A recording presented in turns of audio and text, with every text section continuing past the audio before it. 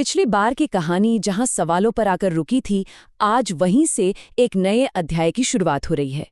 ये है अशोक चौहान की कहानी का दूसरा और शायद सबसे अहम हिस्सा। कहानी अब एक नए मोड़ पर शुरू होती है। साल था 2011।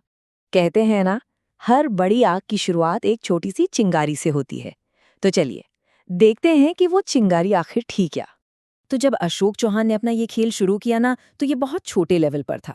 मतलब बस कुछ ही लोग थे। और पता है, इस पूरे ऑपरेशन की नींव सिर्फ एक चीज पर टिकी थी, भरोसा।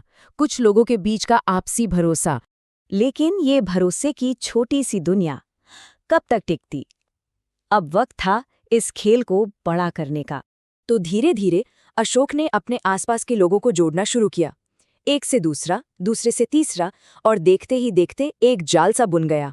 और फिर इस जाल को चलाने के लिए उसने 10 लोगों की एक खास टीम बनाई।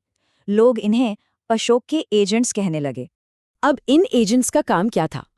इनका काम था गांव-गांव जाना, लोगों को समझाना, उनका भरोसा जीतना और फिर उन्हें इस खेल में शामिल कर लेना।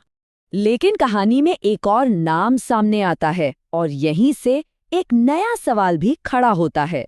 सवाल ये है कि आखिर ये टीम बनी कैसे? इतनी जल्दी इतने भरोसेमंद लोग कहाँ से आए? और यहीं पर कहानी में एक और नाम सामने आता है, विकास चौहान, शेरगढ़ का रहने वाला। कहा तो ये भी जाता है कि इस पूरी टीम को खड़ा करने में विकास का ही बड़ा हाथ था। तो क्या विकास सिर्फ एक पार्टनर था या फिर इस कहानी के पीछे कोई और ही सच्चाई छिपी है?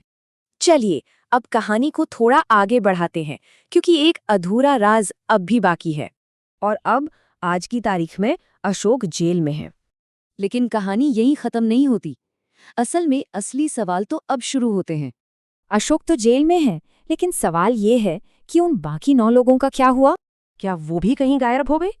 या फिर कहीं ऐसा तो नहीं कि वो खेल आज भी जारी है? ये एक ऐसा राज है जो आज भी राज ही है। इस कहानी का अगला हिस्सा बहुत जल्द आएगा।